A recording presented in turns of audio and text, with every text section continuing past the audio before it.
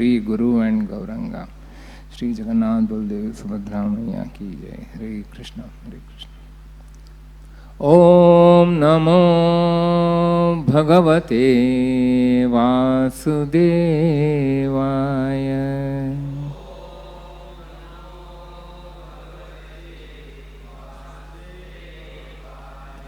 ओम नमो भगवते वासुदेवाय।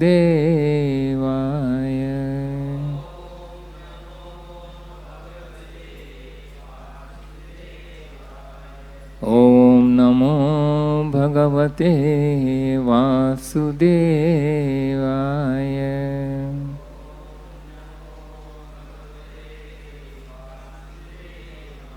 नारायणं नमस्कृत्यं नरं चैव नरोत्तमं देवीं सरस्वतीं व्यासं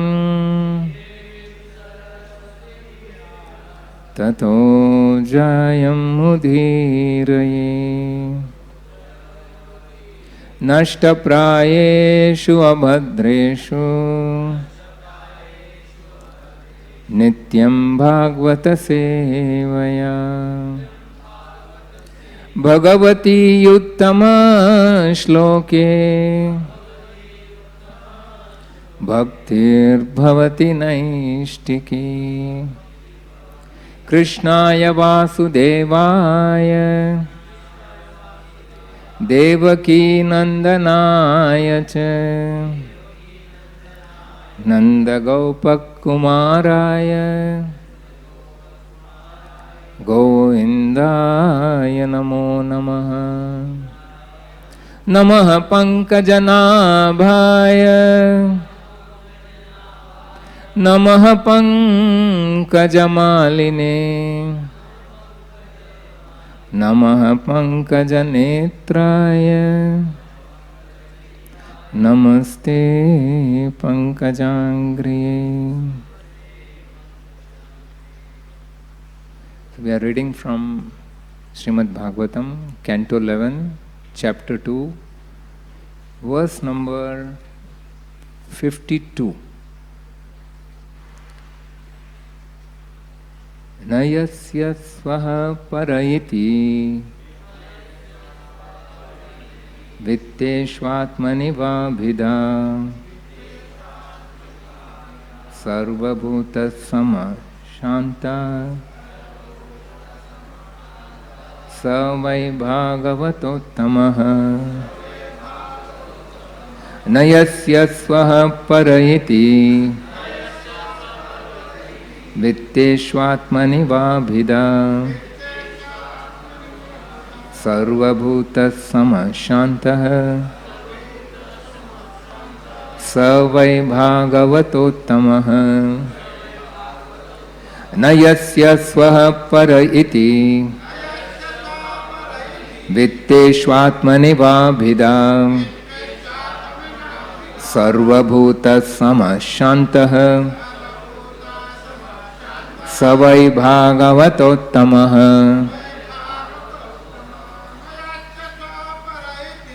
न यस्य स्वः पर इति वित्तेष्वात्मनि वाभिदा सर्वभूतसमशान्तः स वै भागवतोत्तमः। न यस्य स्वः पर इति वित्तेष्वात्मनि वाभिदा।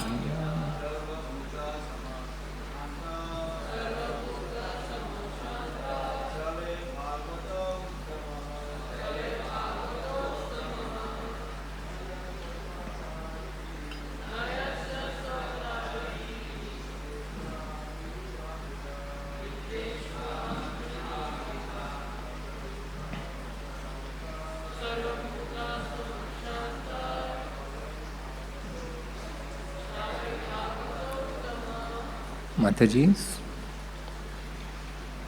na, there is not, of yasya, of whom, Swapara iti, mine and someone else's. Vitteshu, about his property. Atmani, about his body. Va, or Bhida, by thinking in terms of duality. Sarva Bhuta, to all living beings. Samaha, equal. Shantaha, peaceful. Saha, he. Vai, indeed. Bhagavatottamaha, the best of devotees. Translation by disciples of His Divine Grace A.C. Bhaktivedanta Swami Srila Prabhupada.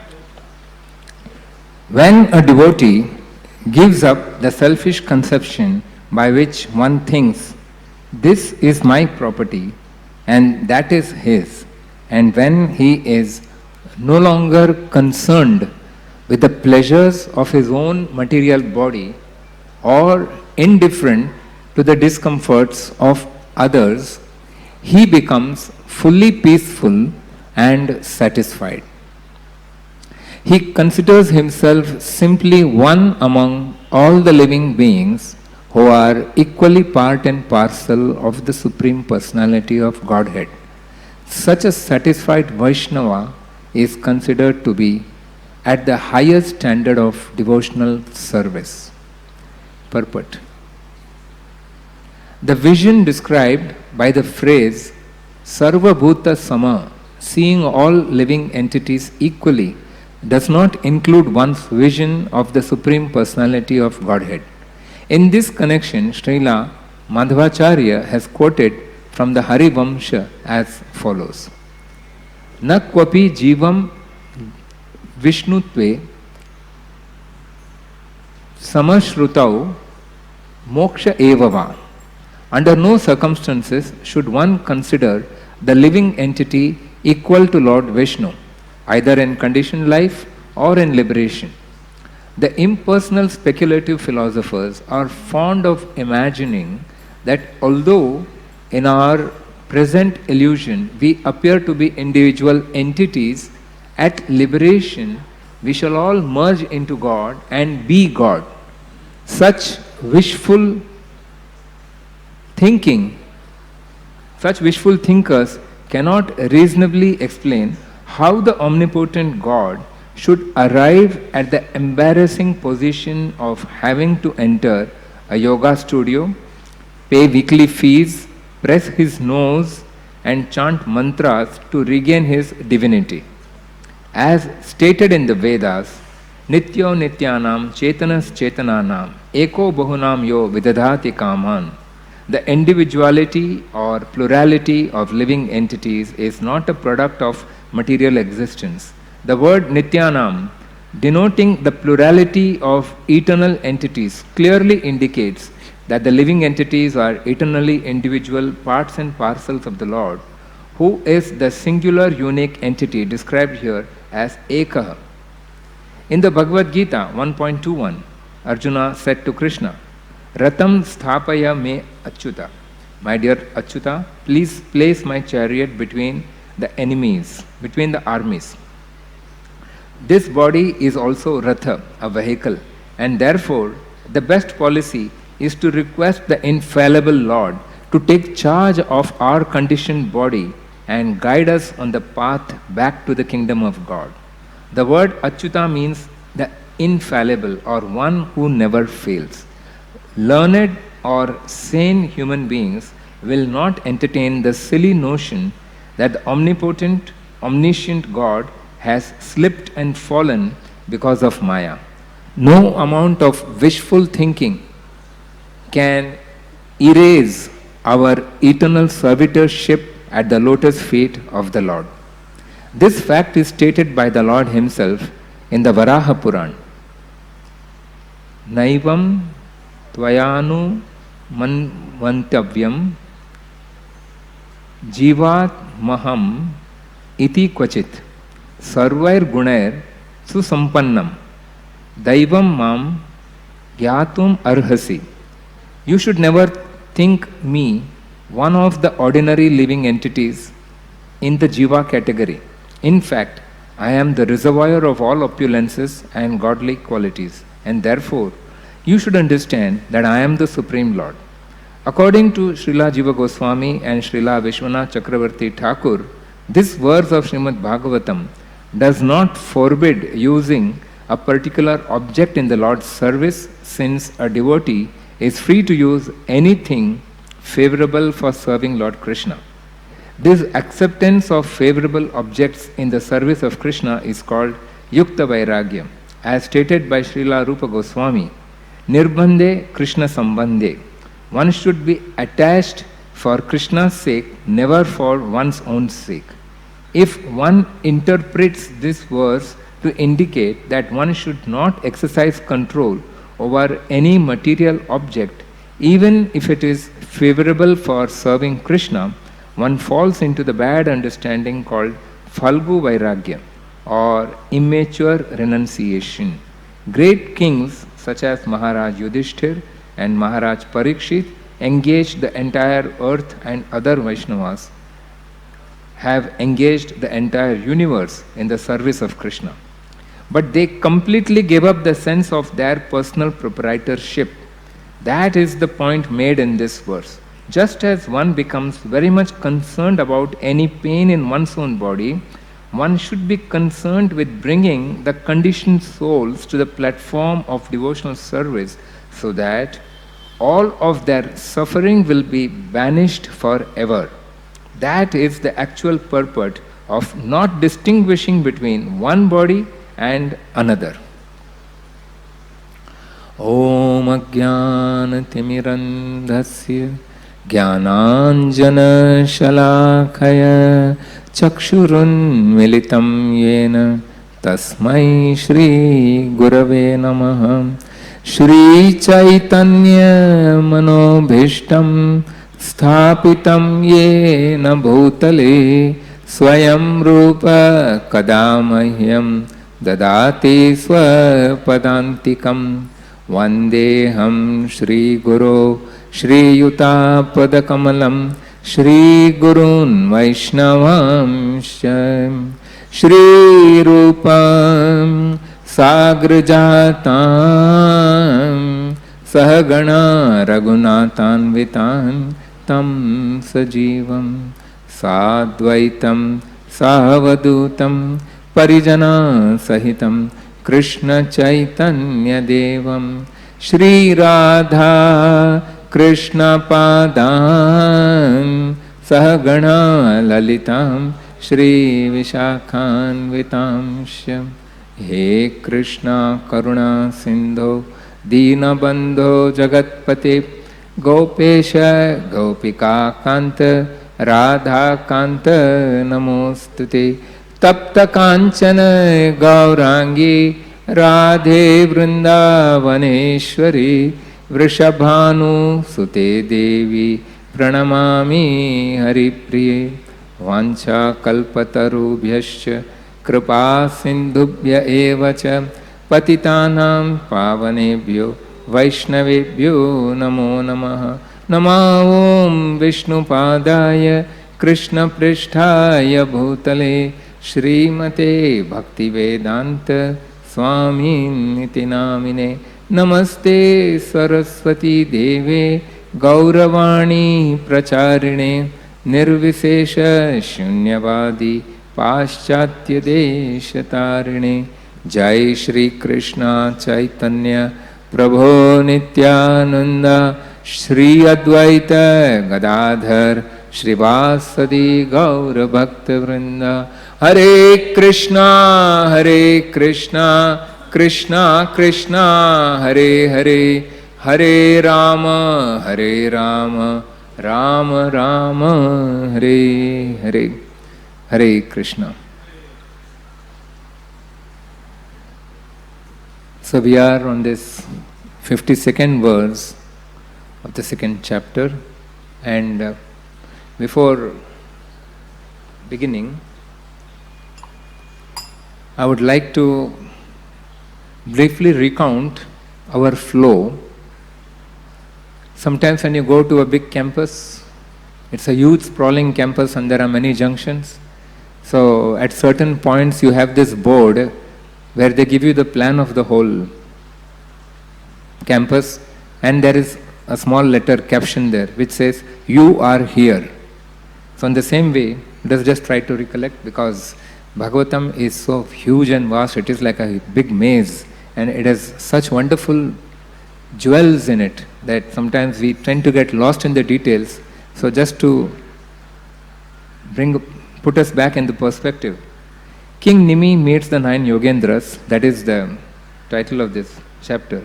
Actually, this chapter begins with a question by King Vasudeva. He is questioning Narad Muni. Please describe pure devotional service which frees one from all kinds of fears. And Narad Muni, he says, the same question was asked by King Nimi to the 9 Yogendras. And who is Nimi? He is the king of Videha. To trace his origin? No, to trace the origin of the 9 Yogendras, we go back to Swayambhu Manu, whose son was Priyavrat, and whose son was Agnidra, whose son was Nabhi, and Nabhi's son was Rishabdev, was an incarnation of Lord Vishnu. Rishabdev had 100 sons, and the eldest of his son was Bharat Maharaj, after whom this country and this entire planet is named as Bharatvarsha. And he had 9 other, all of them were rulers. Then there were the 9 Yogendras, the wise sons of Lord Rishabdev, who were pure devotees. And then there were 81 Brahmana priests. The other sons were the 81 Brahmana priests, or they were practicing Karma Kanda. So this way he had these 100 sons, and out of those 100 sons, the 9s who were pure devotees, they are the 9 Yogendras. And these 9 Yogendras are Kavi Havir Antariksha, Prabuddha Pipalayana, Avirhotra Drumila, Chamasa Karabhajana.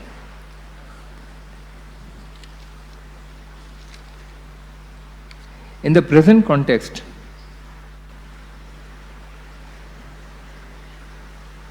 to the question asked by King Nimi,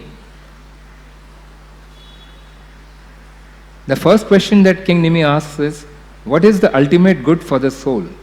And the first of the Yogendras, Kavi, he answers that Bhagavad Dharma, or the process of devotional service to the Supreme Lord, is the ultimate good for all the souls. Of course, a lot of explanation is there, but just to summarize. And the second question that King Nimi is posing is, what are the religious principles? That is, what is Dharma? What is Swabhava? That is natural proclivities. What is behavior? That is Achara. What is Vakya? That is speech. And what are symptoms? That is Lakshana of the Vaishnavas who are pure devotees. That is the Bhagavatottama, who are the pure devotees of the Lord. And in answer to that, Havir, the second of the 9 Yogendras, is now replying, and he begins by first classifying the devotees into 3 categories to explain all these points. How to recognize the devotee. So what is the natural proclivity? What is his behavior? How does he speak? What are the symptoms and of a pure devotee, and all these aspects. So he classifies them as Kanishta, Madhyama and Uttama, that is neophyte, medium and the pure devotee. And he explains all these points, the symptoms of a pure devotee. He explains the stages. And then, yes. So we see that a majority of the population are actually fruitive workers. Therefore, out of the 100 sons of Rishabdev, 81 were practicing Karma Kanda, guiding people on the path. Actually, Bhagavatam does not encourage fruitive work, but at the same time, the Vedic philosophy is so broad-based that it takes everybody in its flow. Therefore, even the fruitive workers, that is those who work for profit, even they have been given a path by which they can gradually elevate themselves to the level of pure devotional service. And therefore, 81 of King Rishabdev's sons, they are guiding people on the path of gradually elevating themselves. But the intelligent among those who gradually evolve from that stage, they rise and take to spirituality, that is service to Vishnu. That is, they come to the level of devotional service, and then they cross over the ocean of material existence and go back to the kingdom of God. That is Bhagavad Dharma. So King Nimi now is very eagerly hearing all the beautiful answers that has been explained by the 9 Yogendras here in this, on the 50th. So now,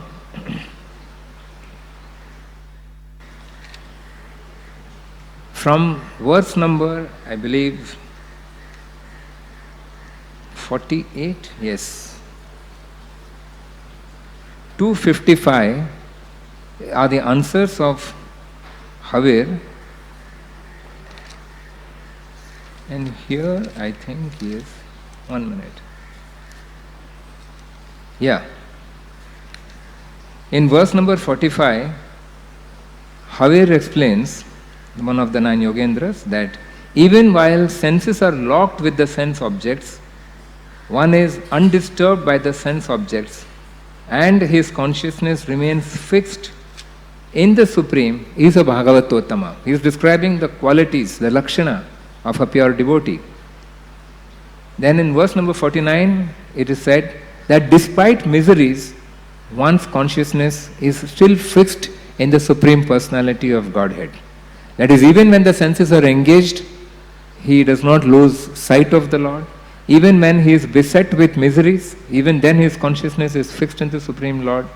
And in verse number 15 he explains that the pure devotee is not agitated by profit, lust, worship or prestige. That is described as puja, labha, pratishtha. These factors which sway people away from the path of devotion do not agitate a pure devotee. Verse number 51, the one which was done the day before, explains that a pure devotee, despite his high birth or education, does not fall victim to pride. And in the present verse 52, where we are today,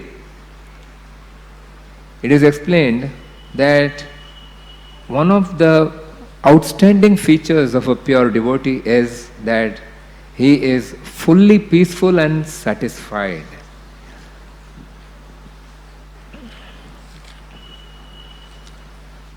So there are,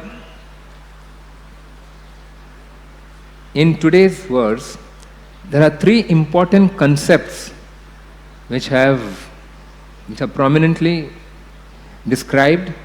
First is, it is explained that one has to rise above me and mine. That is the secret to be peaceful.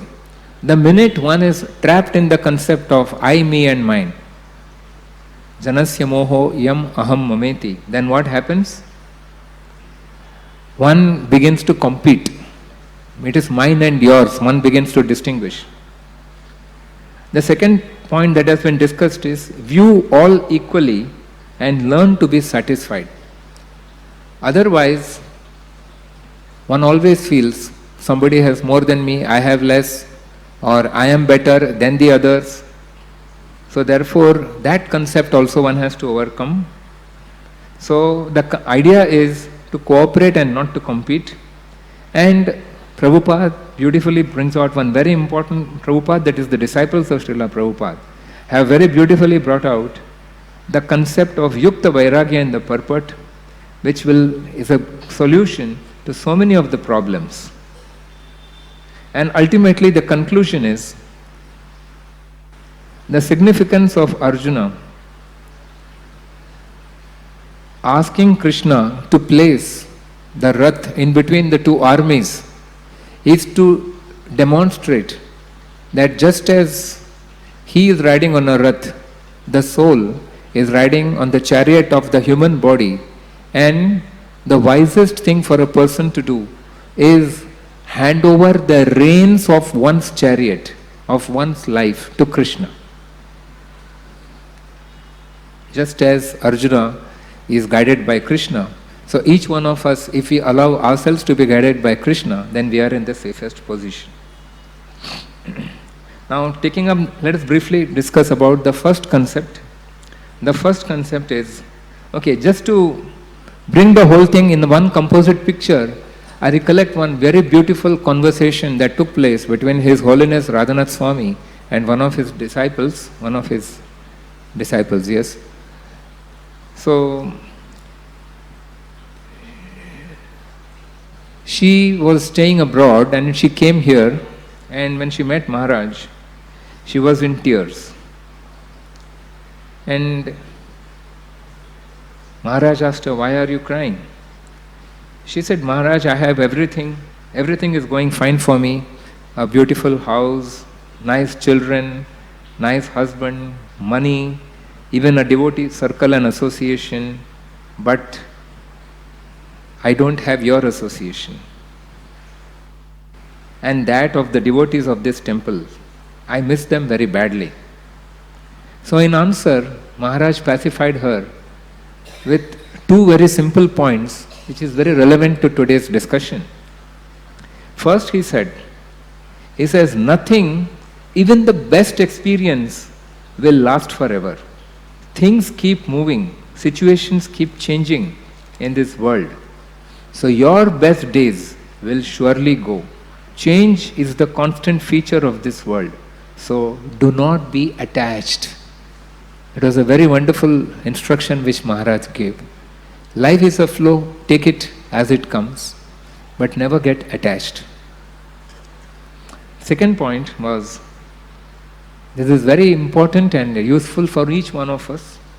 He said, if you are not happy with what you have, you will never be happy with whatever you have. It was such a wonderful statement. So in short, what Maharaj said is, be satisfied. Be satisfied with what you have. And this is exactly today's topic of discussion. One of the symptoms of a pure devotee is to be peaceful and satisfied.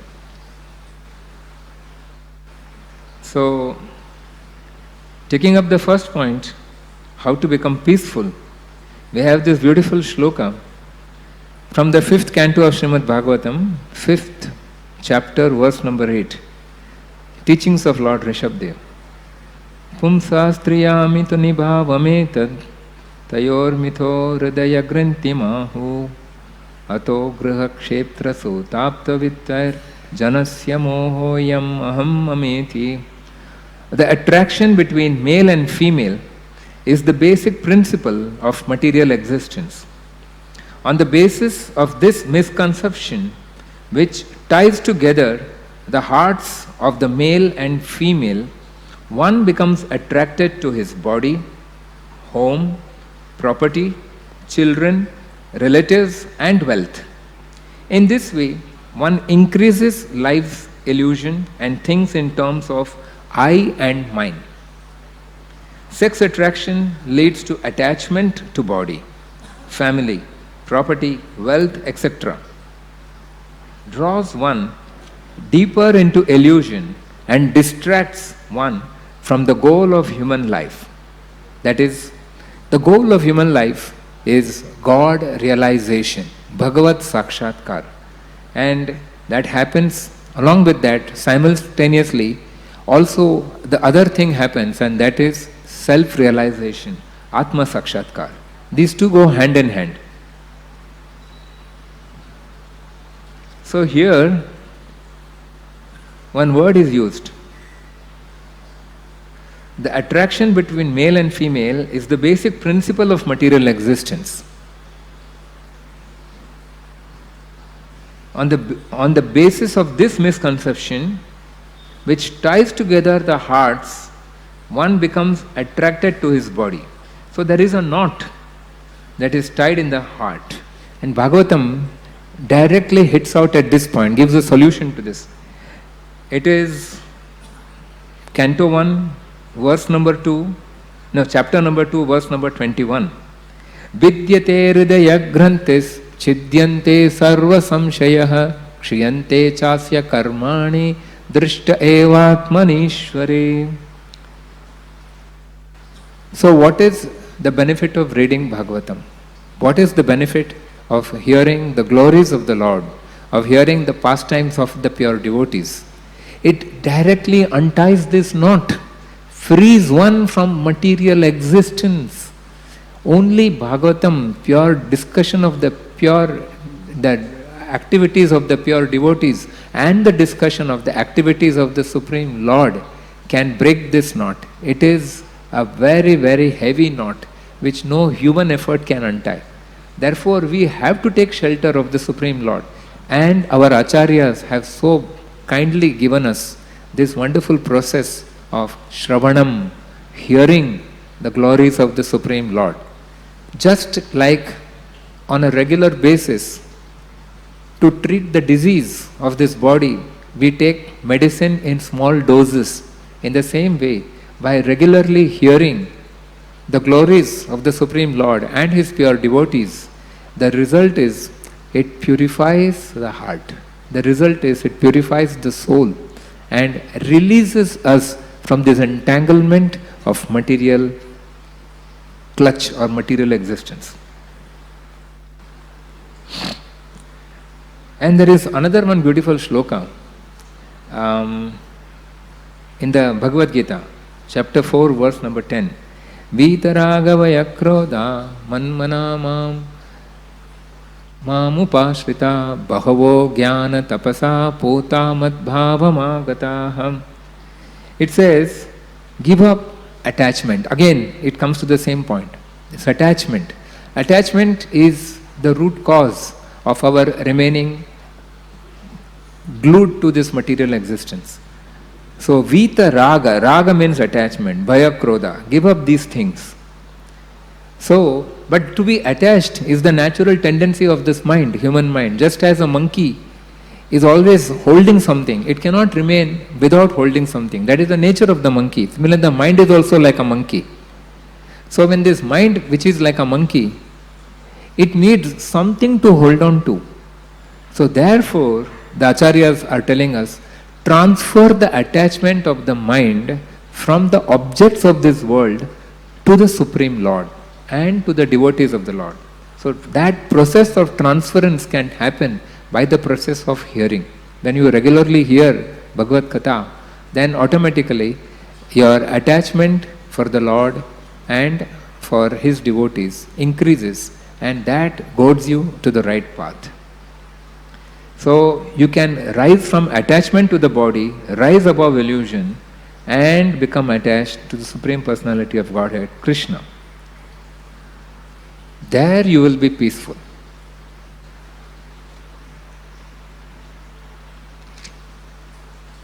Then we can take up the discussion of the second concept.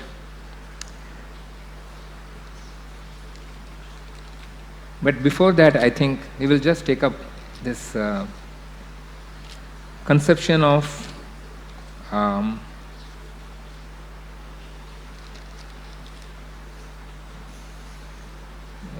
think Yukta Vairagyam. Yukta Vairagyam is been emphasized in this purport, and that is one of Prabhupada's greatest gift to the disciples and to people at large. Yukta means to connect to Krishna, and Vairagya means to be detached from the material objects. So detach from the material objects and connect to Krishna. The same thought is flowing here. And to explain this, one simple illustration is given. Generally it's spoken quite often, and many must have heard about this. That is, when a householder sees that his wife is struggling hard at home and she has a lot of responsibilities to cater to, so he will bring a maid to help her. Now that comparison here is given, the householder is the individual soul, wife is compared to the supreme goal, Lord Krishna, and that maid is to the facilities that are available in this world, the material facilities available. So when the maid is brought home to help the wife. Similarly, the material facilities are meant to serve the Lord. But when the soul, instead of focusing on that point of serving the Lord, becomes attached to the maid, if the householder becomes attached to the maid, then there is total chaos and confusion. So, in this world, sometimes people, in the course of their activities, get so engrossed with these material facilities that they forget the real goal of human life. It is not to enjoy these facilities. The maid has not been brought into the house for the householder to enjoy the maid, but the maid has been brought into the house so that she can assist the wife and the house can run properly, so that the supreme goal of serving the Lord is fully satisfied, is fully taken care of. Bhakti Siddhanta Saraswati Thakur was a revolutionary guru. Though he was a Naishtika Brahmachari, a person who was absolutely renounced, but at one point of time, he rode in an ambassador car. At that time, ambassador is today's Mercedes, because it is in the early 1900s. He rode in an ambassador car with coat and boot, and even arranged to serve some meat to the British authorities of his time to give them the message of Chaitanya Mahaprabhu and highlight the work of the mission. So this is a classic example of Yukta Vairagya. He did not say, I am a sannyasi, I will not travel by car. He did not say, I will not wear these western clothes. He did everything just to impress the British, because that is what will make some meaning to them. If you sit under a tree in a forest and speak something, they may not be impressed. But for him, he was satisfied with that. But then he utilized all these facilities, not for himself. He was never attached to all these things. He is the last man who is going to serve meat. But why he did that? He did that just to promote the mission, so that a vast majority of the population can get contact to Krishna and ultimately realize the goal of their life. Similarly, Prabhupada was asked by one of the correspondents of a newspaper. He says, you are a Swami, why are you flying in an airplane? Because in India there is a concept that a sannyasi should not cross the oceans. So what did Prabhupada say? He says, I am taking an airplane to bring back those of you who are rushing to hell at jet speed. So therefore Prabhupada travelled the world 14 times over in the last 12 years of his life to establish 108 temples across the globe and to internationalize the message of Gita. He had already internalized the message of Gita. The mission of Chaitanya Mahaprabhu was internalized in Srila Prabhupada, but he took this step to internationalize what was already internalized. That was his greatness. So again, he demonstrates what is Yukta Vairagya. That is utilizing the facilities given by material nature to serve the Supreme Lord.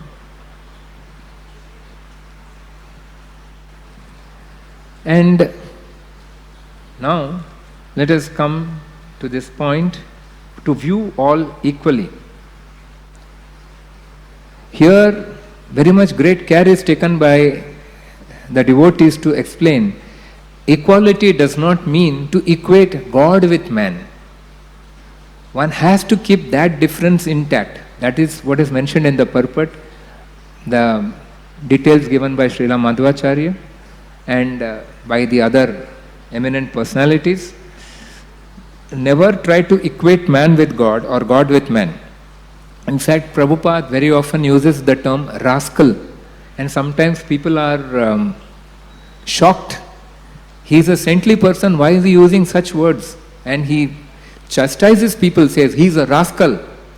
So people were wondering, why is he using such strong words? But what is the meaning of the word rascal? The meaning of the word rascal simply is when you try to elevate an ordinary human being to the status of God, or you try to pull down God to the status of an ordinary person. That is the meaning of the word rascal. Krishna will not rest. And the earlier verse also explains this point. Pride is one thing that God will never tolerate in his pure devotee. And to purify a person, Krishna takes particular steps just to crush the pride of each one of us, because that is one stumbling block which is stopping us from seeing him, from going to him. So he is facilitating us. So whenever we have problems in life that is so very badly crushing our pride, understand it is a great blessing by the Lord. He is facilitating us to go closer to him. Krishna will not rest till one's pride and ego is crushed to a fine dust, because that is what keeps us away from him. He is more eager that we go back to him. Out of ignorance, we may be happy to enjoy this world, especially when things go favorably. Just as a parent wakes up a sleeping child, Krishna wakes us up. He wants to play with us, engage in loving reciprocation with us. That loving reciprocation of Krishna is what we describe as satisfaction. When a jiva experiences that it is that, then that is the pinnacle of happiness, anandam. No experience can surpass that. This verse further emphasizes, though others are all equally part and parcel of Krishna, Krishna is always the Supreme Personality of Godhead. Never ever one of those equals. So this is what the Varaha Puran says, that never confuse the supremacy of the Lord with the conception of equality. The conception of equality is we are all equally dear to the Lord, and the Lord is equally disposed to each one of us. But the Lord is the Supreme Personality. Feeling one with the Lord is that satisfying intimacy to know that He is the protector and loves us equally. Gives a sense of security. It is hope-giving. It does not let us think less of yourself even though you may be insignificant. Also, it highlights the compassion of the Lord for every soul. Nobody is too fallen to receive His mercy. When one experiences and becomes conscious of that compassion of the Lord, then love for the Lord simply erupts like a lava from a volcano. Such is the quality of a pure devotee. So, this particular verse also describes the concept of the relationship of the soul and the super soul. So, the soul is part and parcel of the Supreme Lord, and the Lord is the Supreme, the whole. So, while I was contemplating on these points, a few thoughts came and I put it down in a way that could be expressed whole and the part. You are the soul, God is the whole. Love Him and serve Him. To love Him and serve Him is your true goal. You are His part that can't go apart. Play then your part till you depart. Be a small part of Krishna's big plan. Krishna is God, fully divine. Rack not your brain, fret not your mind. His love and His care is sweet and sublime. His form and His name are one and the same, 16 in number, of unlimited fame. Hare Krishna, Krishna Krishna, Hare Hare, Hare Ram, Ram Ram, Hare Hare. Packed in these names, both whole and the soul are at once both different and yet still the same. Same in their nature, but different in stature. The Lord is the master and the soul His servitor. Hare Krishna. Thank you. Are there any questions? Otherwise, we can end the matter. ग्रंथराज Shrimad Bhagavatam की